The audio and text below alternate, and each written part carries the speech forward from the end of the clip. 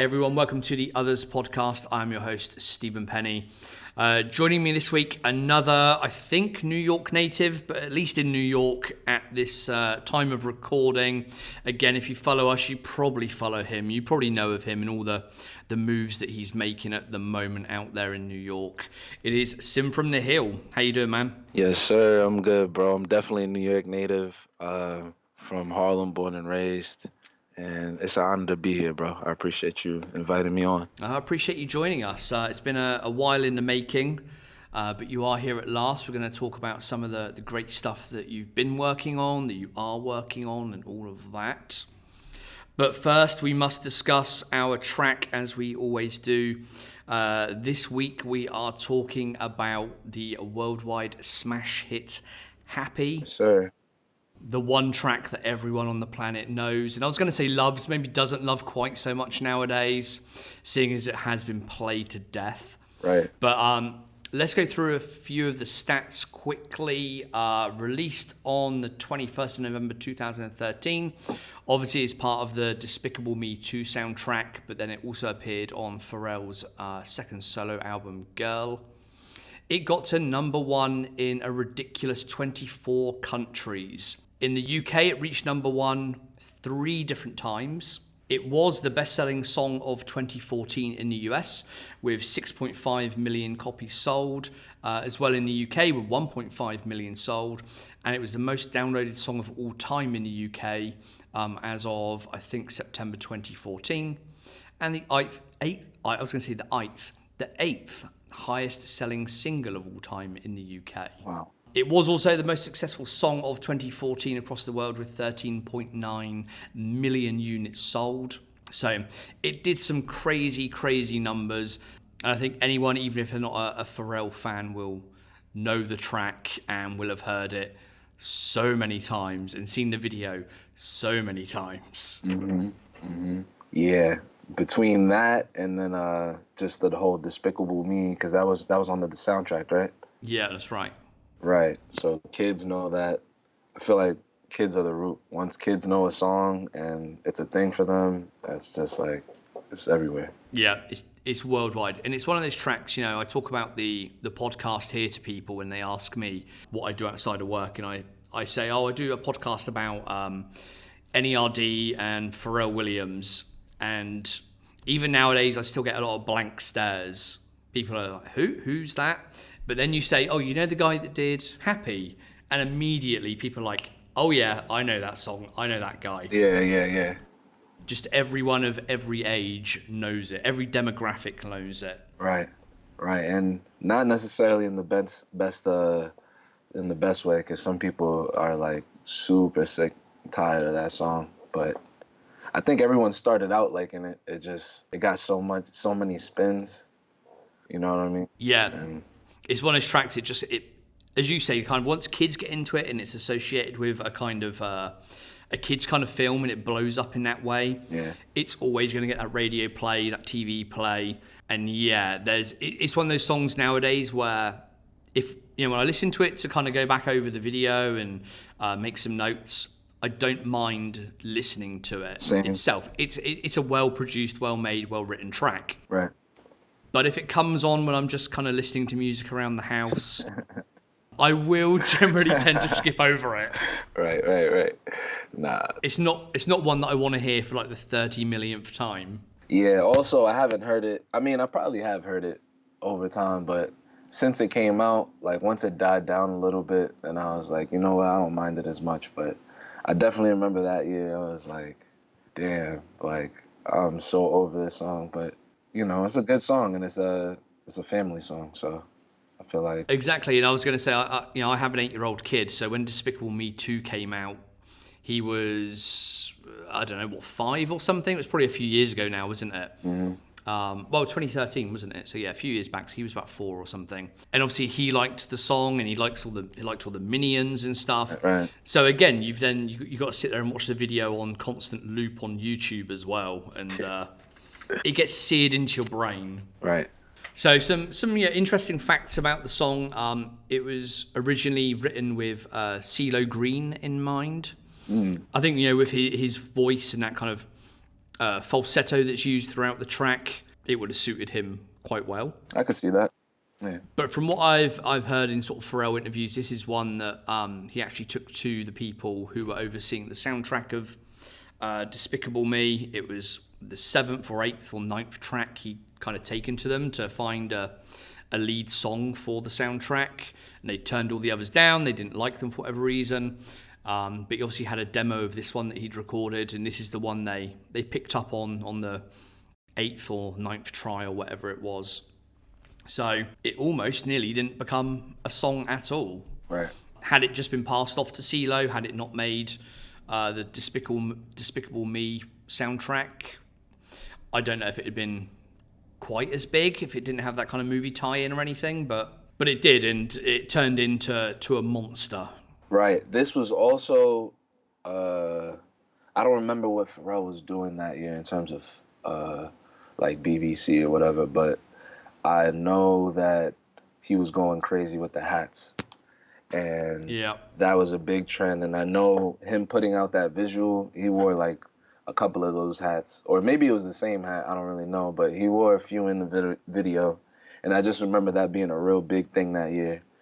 So that probably added to it. You know what I'm saying? That just added, I don't know. Pharrell's all over the place. Like, he's literally the greatest. So I feel like any year that Pharrell's doing something really cool, whether it be like soundtrack stuff or fashion wise, like I feel like it just always plays into each other, I should say, for, just to make everything else bigger. Yeah, definitely. It was around that time when, he had the kind of buffalo hat that he was wearing a lot, and changing, as he's done kind of numerous times, changed almost what's happening in streetwear and in fashion, and right. not necessarily directly through BBC or Human Made or anything, but just what he's feeling at that time, what he's deciding to wear. And this was that kind of in between period where I feel there wasn't a lot going on with BBC, and Human Made wasn't completely conceptualized. Right. I don't think they had any bits out at that point. I may be mistaken, but I don't think they'd released anything properly. If they had, it was like something real simple, like just like basic logo tees or something. Exactly, yeah. I do remember some sort of basic ones from quite a few years back, but I don't know if they'd made it out to the public at that point. So it was that kind of weird in-between period. And obviously he decided with the hats and things like that. There were a lot of, I remember at the time, Timberland collaborations as well happening with BBC and with him. And I know in the video I think he's wearing Timbs in a couple of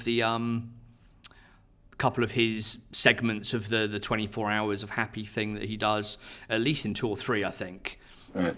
So, he had all these kind of different styles going on, different collaborations happening. I think this is where he was trying to work out what was happening with BBC and how to kind of take that forward. Right. If we could talk about the video real quick. Yeah, definitely. Let's get into the video. The many videos, the 24 hours of videos. One, that concept by itself was just something like all the way different, because you never really heard of something like that. And it was cool that he kind of like utilized the live streaming and just the fact that like YouTube is 24/7 kind of operation. And there's people all over the world who are in tune with that song. So I feel like that was a good...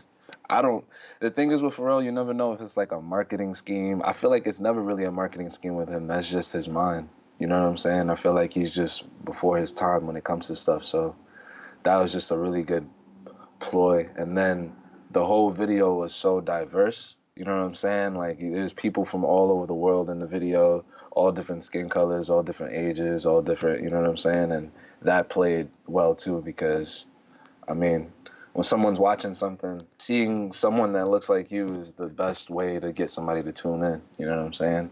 And it was just everybody in there. It was old people, young people, girls, guys, you know what I'm saying? I feel like that worked well. And like I said with Pharrell, I don't feel like he does anything to like, oh yeah, this is good branding. Like, I feel like that's just his heart. That's just the type of person he is, with his whole, human race concept that he always goes with. I think that's just him. Like, I feel like whoever was setting up the video might have been like, oh, let's put these type of people here and let's put these type of people here. And he's like, nah, let's just mix it up, Yeah, definitely. And this is something I noticed around this time as well with the Girl album. I think I wrote a review of it at the time, and I said it was I can't remember the wording, but it was yeah, this was around the time it was before the Me Too stuff, but this was around the time when the kind of empowerment of women was becoming more of a public thing, more of something in the media. And I think I wrote something along the lines of it seemed a bit, I guess, kind of sycophant and or maybe trying to ride on the kind of the wave of that kind of movement that was happening in terms of the concept of the album and being about empowering women.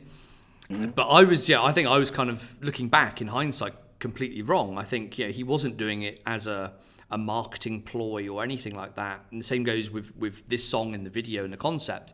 It is genuinely about what he feels is important at that time, what he's into at that time. Right. And as you say, the video has literally everybody. Everybody. So, and for those that aren't aware, I think most people will be aware, but obviously there's the main Happy video, the 4-minute video with Pharrell with different people, but then they did this 24 hours of Happy video concept where it's basically a 24-hour running loop of different people kind of miming the song in some kind of way, whether they're dancers or performers or just in their neighborhood walking around.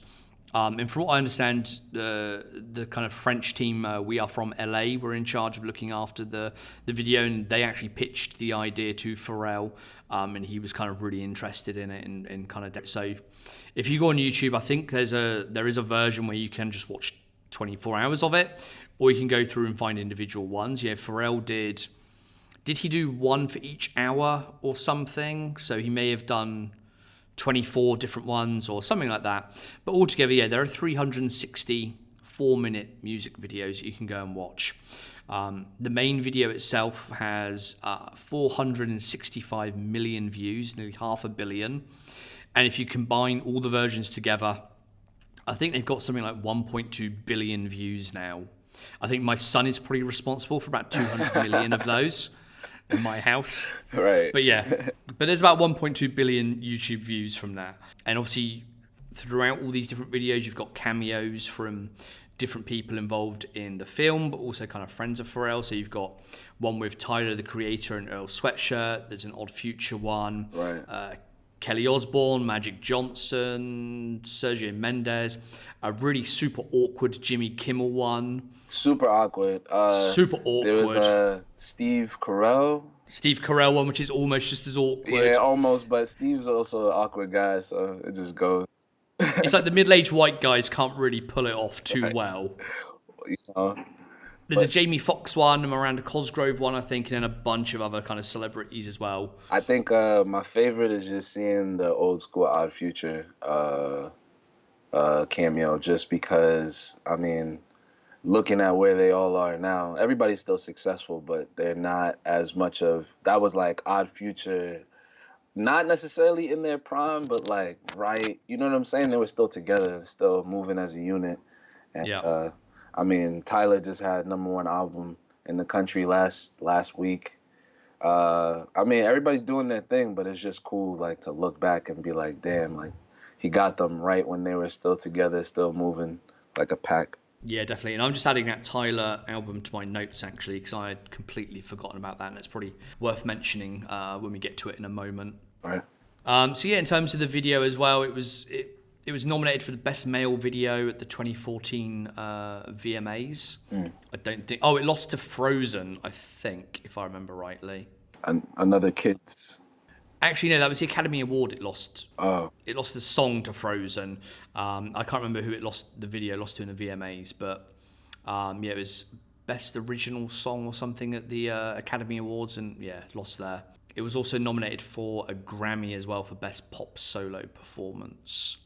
But I love the video itself. I love the concept. I love the execution of the video as well, where you've just got one kind of Steadicam operator whose name I have in my notes, John Beatty, who basically, I think, filmed every single one of those. And most of them are done in one single shot, basically. Mm-hmm. So you've got 360 videos. You have to kind of scout locations for 360 videos. You have to rehearse for 360 videos. You have to shoot those 360 videos. It's a huge operation, and I can't imagine how long it took to obviously piece it all together from end to end to make that 24-hour thing. Right. But it's a big thing, but it worked really, really well. Yeah, yeah. No, that video is honestly amazing. I feel like I hadn't checked it out since it came out.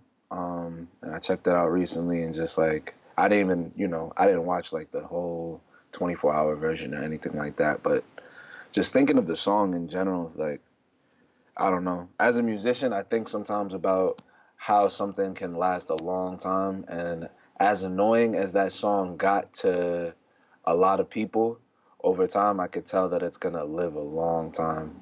You know what I'm saying? Like just that whole vibe. You'll be able, if a kid is born today, 3 years from now, you could show that kid that song and they're gonna fall in love with it. You know what I'm saying? Most definitely, it'll put a smile on their face. Put a Yeah, yeah. smile on their face. It's gonna keep doing that for generations, and it's so simple. And I feel like that's the key. Yeah, and what I love about this, you can tell a song is going to really blow up and it's going to last a long time when it starts like a movement in itself. It starts like a viral kind of movement. We live in that viral age now. Right. But it did, and you had these happy in whatever city videos. And, I did one here in Helsinki with a friend of mine, and then, we just got we asked in all these kind of Facebook groups and just got, random bunch of people from all across the city, Finnish people, foreign people, and we kind of put together our own version here in Helsinki.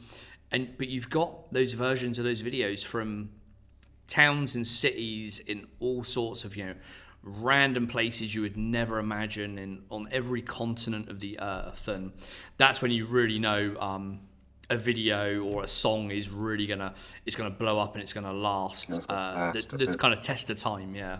Shit, bro. There's probably people still making happy videos. To be honest. It wouldn't surprise me. And part of me has kind of thought over the last year or two about even trying to do a new version, because there is still this kind of World Happiness Day that happens every year. People here in Helsinki that were part of the video and companies that were part of the video here, they still share the video every year on World Happiness Day, and I'm sure there are other people in other companies around the world that share their kind of local version as well. Right. So it's definitely still ongoing, and people are still listening to the song and liking the song and the message behind the song, which is positive and upbeat, and you think about what's happening in the world at the moment. Sometimes you want to block all that shit out, and you need some positivity and some happiness, and even if it is a 3.5 minute pop song, that's what works for some people sometimes. Right. And I feel like in this age where things go viral, certain things go viral because of dances, and certain things go viral because that's just the sound at the moment. But I feel like Happy is one of those songs where it's gonna be, I don't know. It might be like a whole nother form of, that whole viral epidemic where it can last for years. It can keep going just because, the song's about a general emotion that we all would love to feel more often. You know what I'm saying? It's not based around a dance or a song craze or any of that other stuff. So it's going to definitely last a long time for sure. Yeah, it's just a damn good pop song. Right.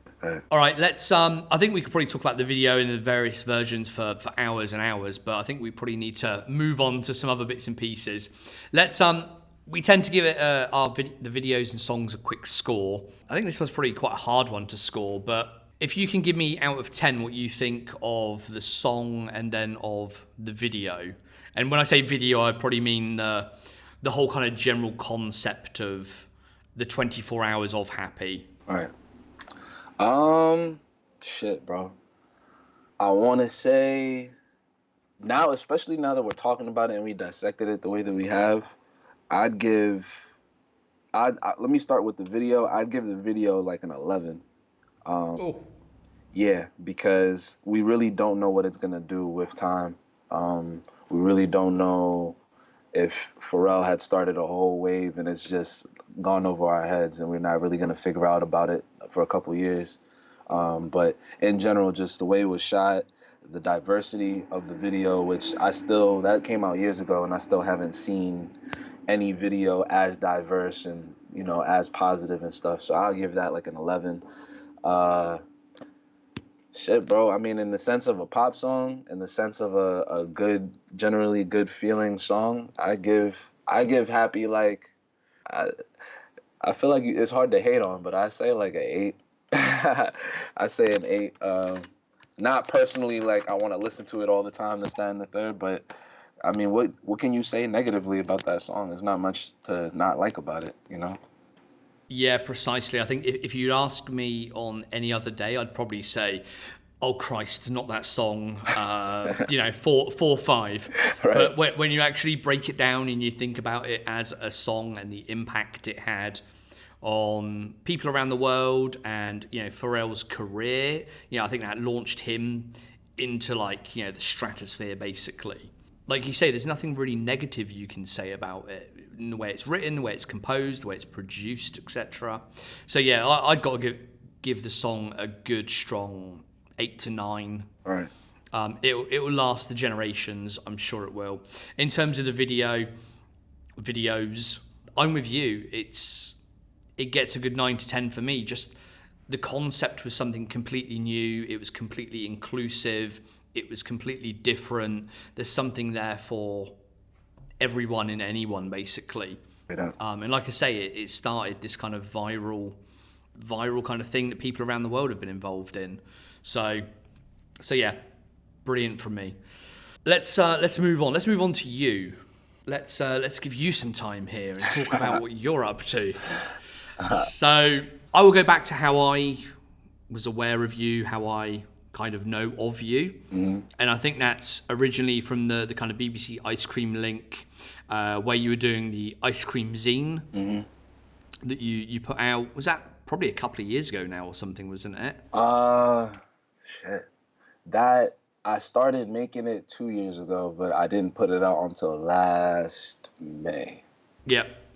Last That's when it was like selling at BBC and stuff. So yeah, if anyone's kind of new to the podcast or new to BBC or whatever, this was kind of a small magazine that you put together through various kind of photo shoots and graphic design, kind of covering BBC ice cream stuff. And as you say, it was selling in the store and obviously done kind of in collaboration with them to some effect. Right. But you kind of put that out yourself, and you were selling it yourself and selling it, with them and in the store. Yeah. And I remember as soon as I saw somebody post, I don't know who it was that put me onto it or posted about it, but somebody did.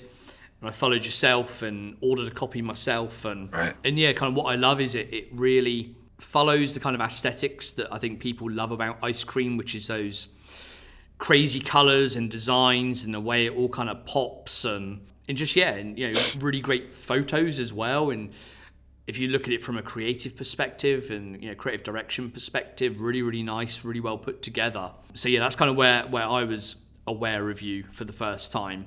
But then obviously following you over the last kind of couple of years, you see all this other stuff you're working on and you're doing. So let's start with one of your projects. Let's start with Bust Down Tees.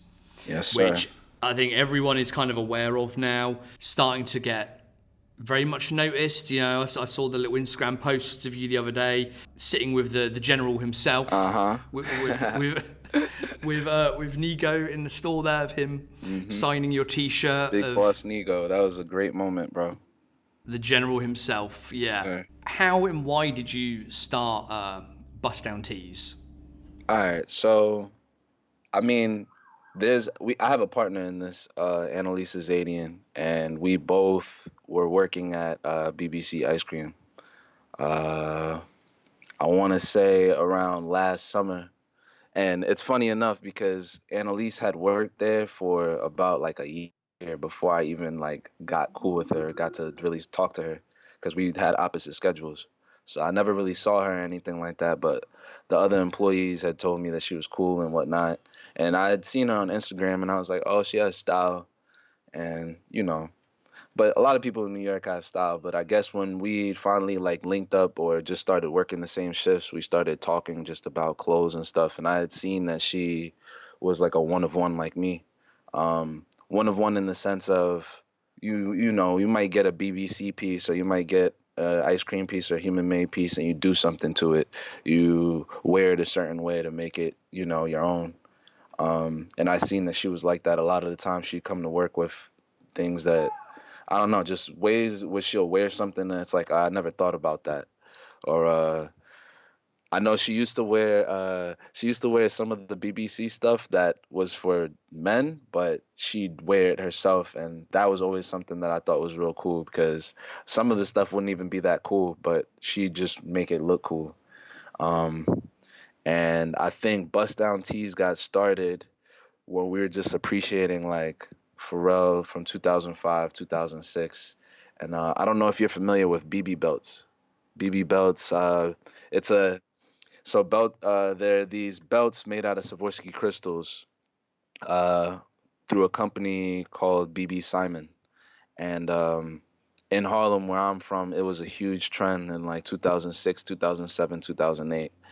And we both had one, and we were just looking at it like, yo, this is really cool. Like the it looks like diamonds, to be honest, and in a belt. And we were just like, man, we should try to make something like this with a shirt. And Pharrell had already done it in like 2005. Pharrell, I mean, for the last 20 years, 25 years, he's always just been on his own type of time, just doing whatever he wanted to do. And I think the first picture I'd ever seen was when he had presented the like ice cream sneakers for the first time. It was like during like a Reebok like I don't know. He was just talking to officials at Reebok and he unveiled them. And he was standing right next to Nigo and he had the OG logo. Uh, we call it bust down because it's like a rap term. When you get your chain like flooded out with diamonds, that's usually like you bust down your chain. So he had a bust down shirt on, and we were just like, man, that's so cool. And BBC had put out a couple pieces back in that era as well, like '06, '07, '08, of just some Swarovski crystal collabs. And we were just like, man, those things was like $300 back then. If we try to find it now, it's probably like worth like 1,000. So we should just make our own. And the first shirt we did it with like a regular OG logo, and that looked cool, but we weren't,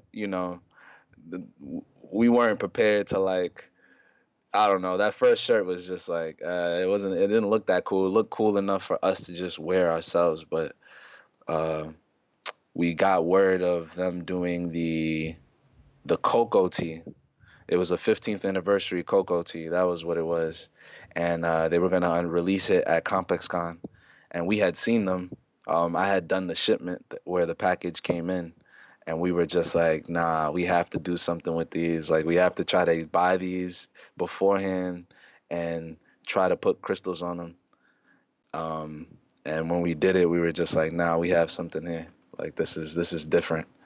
And thank thank a couple people. Thankfully, a couple people at BBC that had the power let us get it before it even came out to bust down, pretty much to put crystals all over it. And we did that, and we were able to sell them at ComplexCon on the same day that they released, like for BBC. And I feel like that was like a good introduction for us because we had done the shoot already, we had done the video and everything like that, and we were just waiting till BBC unveiled it. And I was working at the BBC booth at ComplexCon last year, but Annalise wasn't, and so she was able to just walk around and just like pretty much sell the shirt. And whenever I had like a little break here and there, I'd walk around with her, and that even did more for it. You know what I'm saying? Us just being, I call her my twin, but we're just like opposites, not in the sense of like our style, but the way we look and stuff like that. So it just does a lot for people when they could see both of us in it, because you know, guy, girl, white, black, it doesn't really matter. Like you can see yourself in it, and that did a lot for us. That was like a great introduction. Yeah, definitely. I think there's no better design and T-shirt to come in on than re-release of an OG logo that everyone's sort of after as well, and in that colorway that everyone sort of really interested in. So since then, you've also done you've had the Running Dog one. Yes, the one right after the OG logo was the Nego chain tee. Um, in which they started selling at Complex Con, and we couldn't get our hands on those beforehand because that tee is just like whole nother level. Yeah, I remember asking a few people for it, and I probably could have got hold of it, but it was becoming hard to like really get hold of. Yeah, bro, that was the first shirt selling out at the BBC booth at Complex Con. Like each day, it was just selling out in like the first hour. Um, but pretty much it was a human-made T-shirt uh, that had Nigo's old chains on it. It was the running dog, the cones and bones, and then the BBC astronaut helmet. And it was just a great shirt. Sold out really quickly. We got our hands on like about 6 or 7 of them, and we put crystals. This time though, we didn't fully bust it down, so we didn't put crystals in every little centimeter of it. You know what I'm saying? We kind of like tastefully had just placed them on, depending on the color, placed them on the chain. So it kind of made the chains look like they were alive. If you turn to the side, you would see, it went from a regular graphic to it then like having a little glimmer as if it was the chains. And that was probably like the shoot was fun for that. And I don't know. We also was selling it for a higher amount because the shirt without the crystals was already going for like 500. But that was definitely like a piece. Like I remember we made them and we were looking at them for a while. Like, yo, I feel like we shouldn't even sell these. Like these are just so cool, you know? For real, bro. For real. They do look really, really good, yeah. Yeah, yeah. And then you obviously had one in front of N.E.R.D, was it last week? Yeah. And he actually signed one for you. And Yeah, bro. I had on the Nego chain tee. Annalise had on the new Dancing Dog tee, and we got in line to meet him first. And I'm cool with I don't know if you know about the Honest Boys. yeah. Okay, so I'm cool with Mandy and Rio.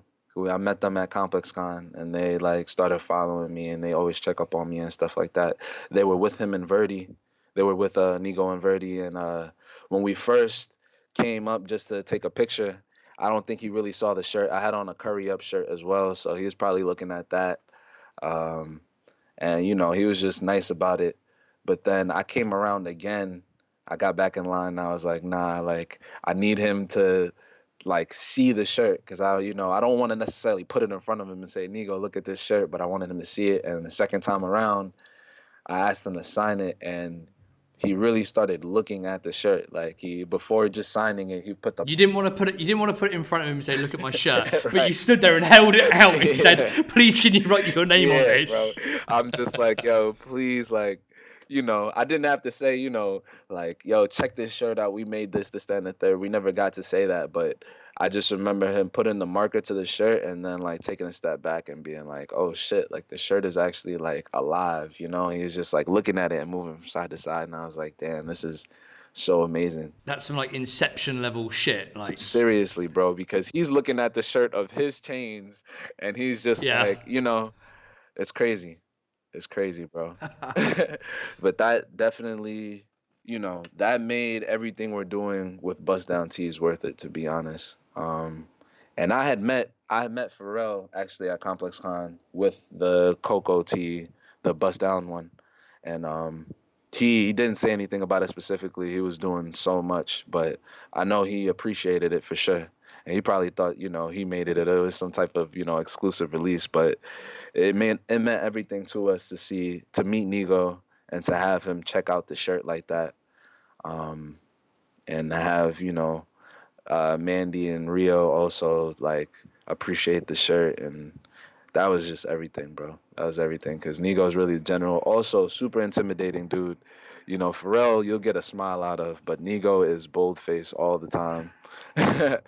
Yeah, I know a lot of people that have kind of bumped into him over the years and at events and things like that, or have worked with him. And yeah, he's always got that look. I don't think you ever kind of quite know what he's thinking exactly.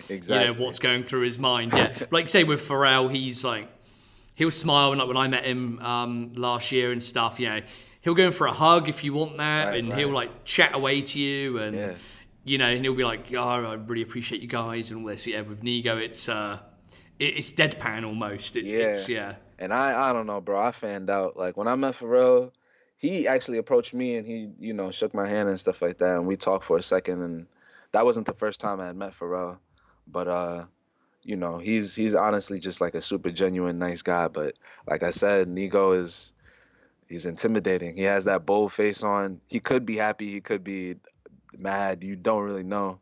yeah, But yeah. I couldn't help it, bro. Like I've met so many rappers and things like that, and I've never fanned out. I really fanned out meeting Nigo. Like I had a smile on my face the whole time because he's also just one of those mythical guys that I feel like, you know what I'm saying? If you do get a chance to rub shoulders with, it's like you feel good, you feel accomplished, you know? Yeah, and he's one of those guys that he kind of almost is untouchable from a Right. media perspective. I know people that work with him. Shout out Dan Doyle from London, who's now like Nigo's kind of right hand man. And I will say to Dan every now and again, if if the bossy ever gets 5 minutes and he wants to, jump on the phone and Right. say something, say anything whatsoever, Anything. then I'm here. I will record. I will do whatever I need to do.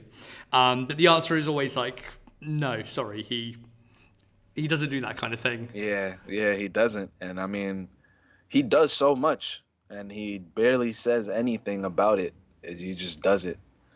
And, Yeah, I don't know. He's just one of those legends. I was just like, man, if I ever heard anything happen to Nigo or any of that other stuff before meeting him, I'd be so upset. So I'm really just happy I got to, rub shoulders. I know he'll remember us and shit, bro.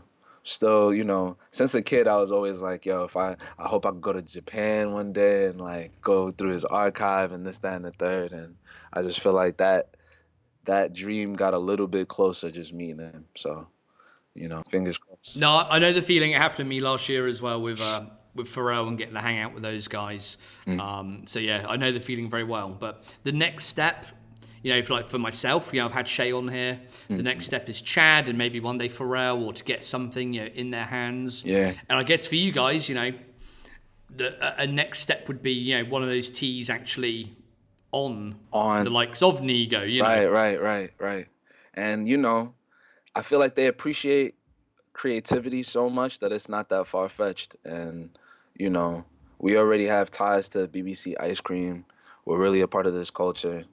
Um, I feel like it's it's bound to happen, bro. I feel like like within the genuine culture is not too many people who are actually that care about like furthering it and doing things within it that you know what I'm saying that have nothing to do with clout or this that and the third names whatever whatever. So I feel like we're in good hands. Me and you both.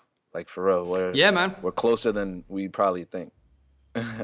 For sure. I think between the likes of us and people that are around us and people that are part of this community, yeah, I know we're only a couple of people away from these people that we look up to and we Right.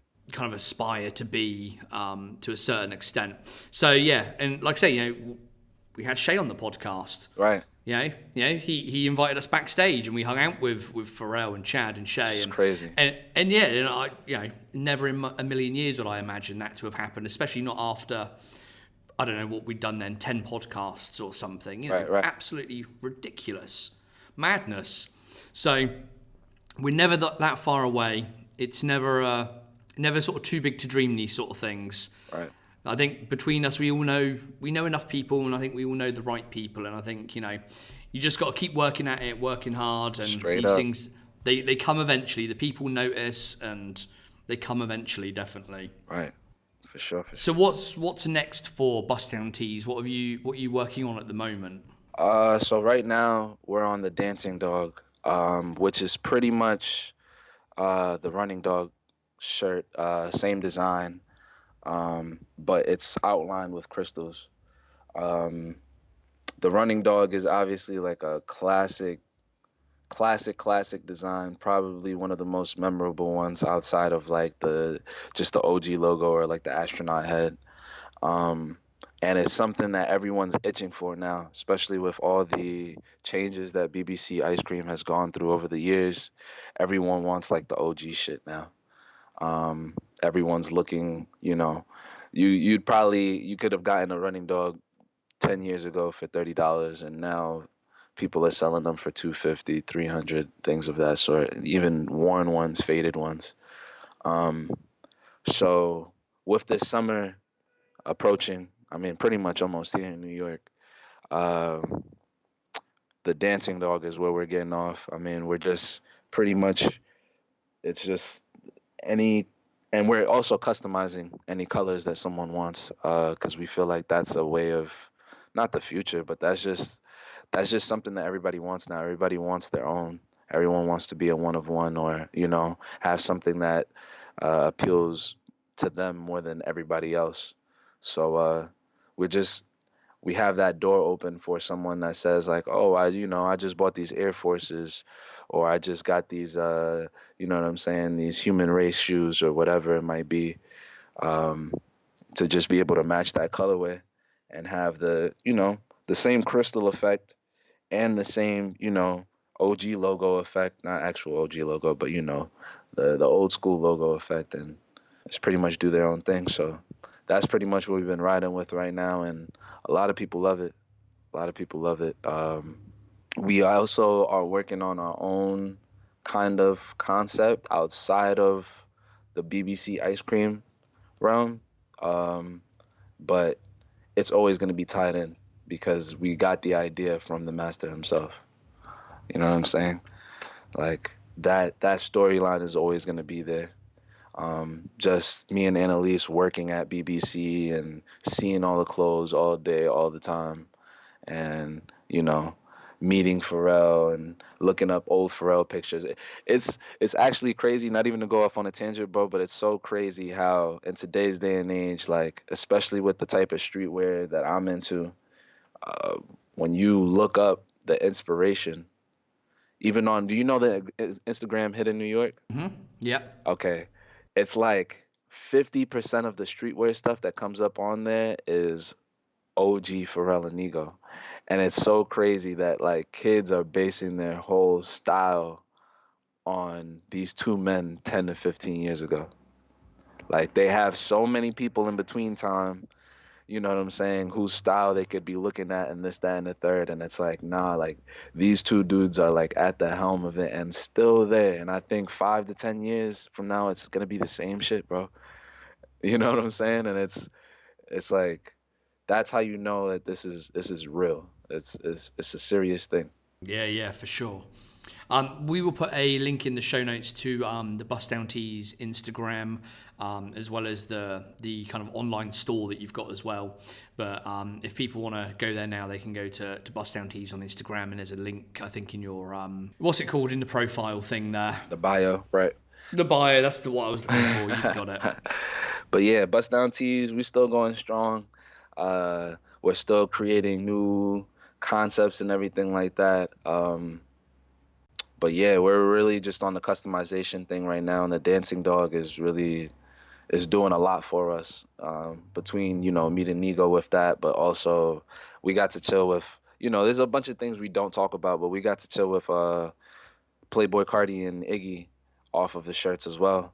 They seen the shirts and they loved them, and we got to chill with them at the hotel. They took us to the show with them. We were backstage with them.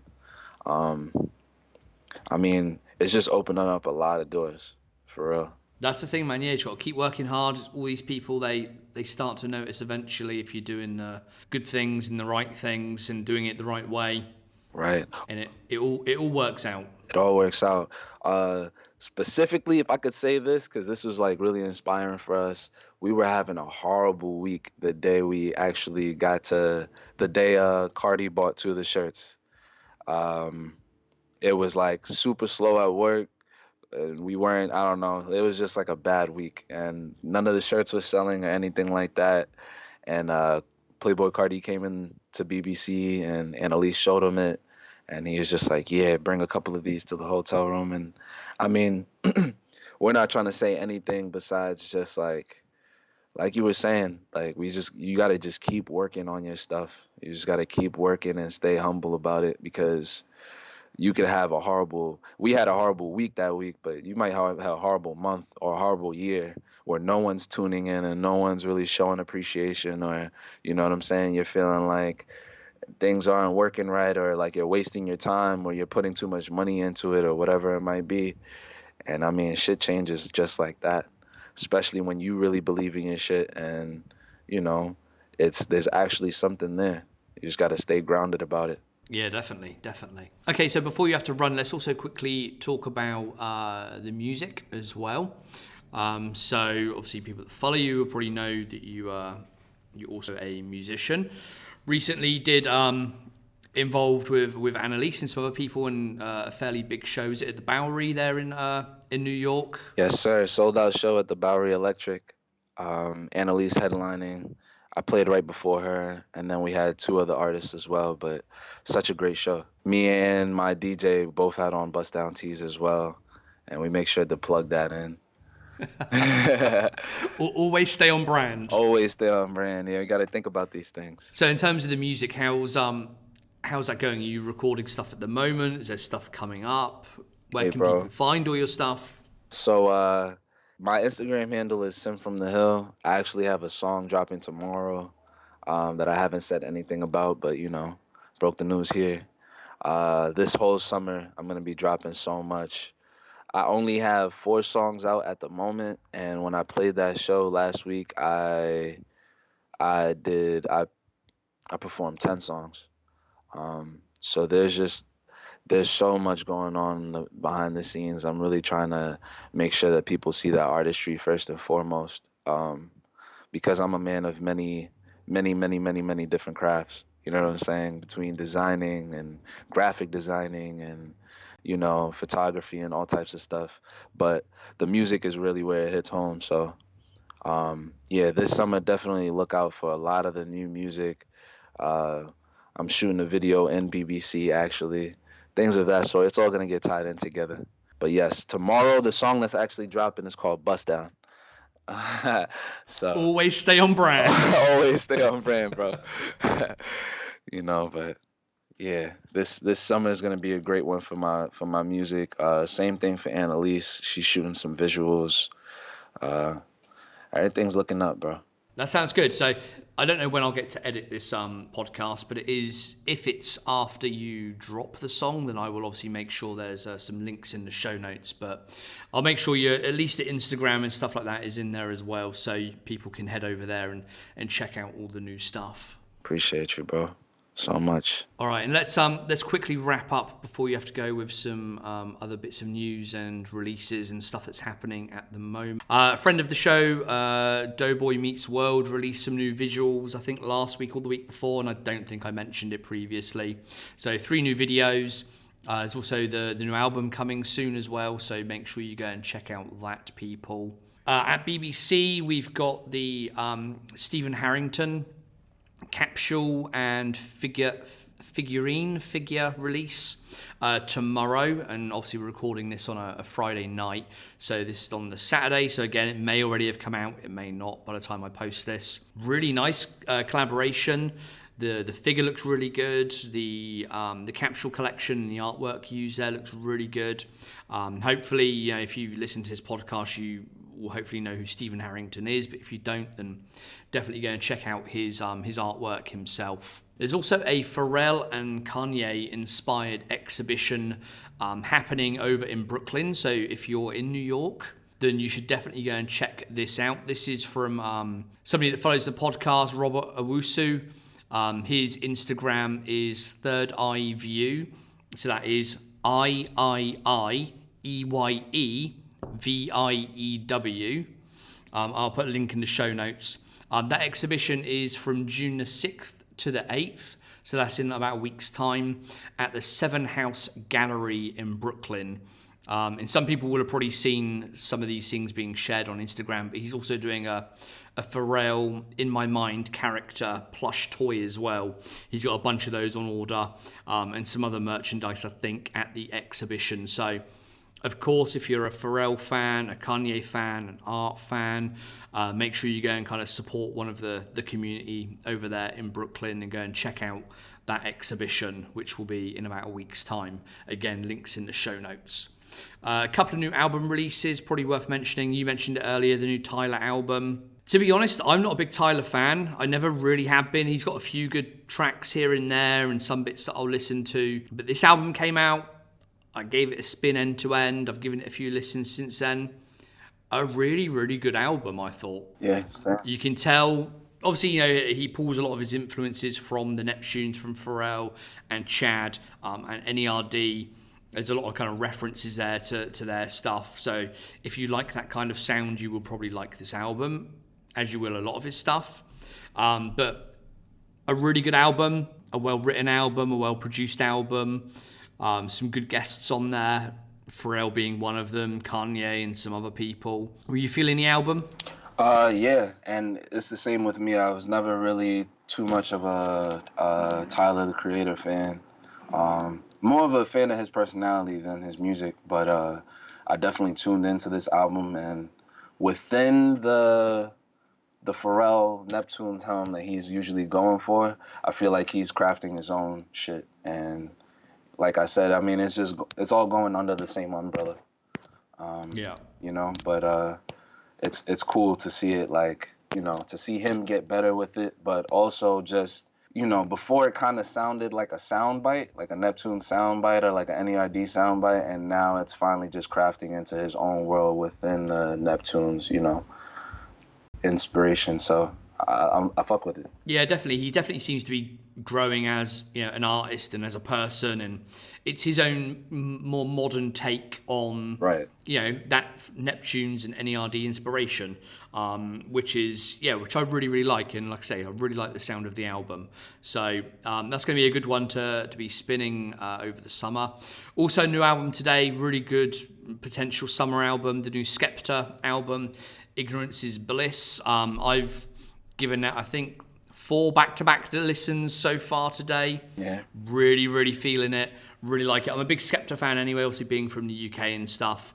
So I'm always on the lookout for new stuff from him. But Skepta still doing really big things. A couple of new visuals dropped as well in the last few days for the 2 lead singles from the album.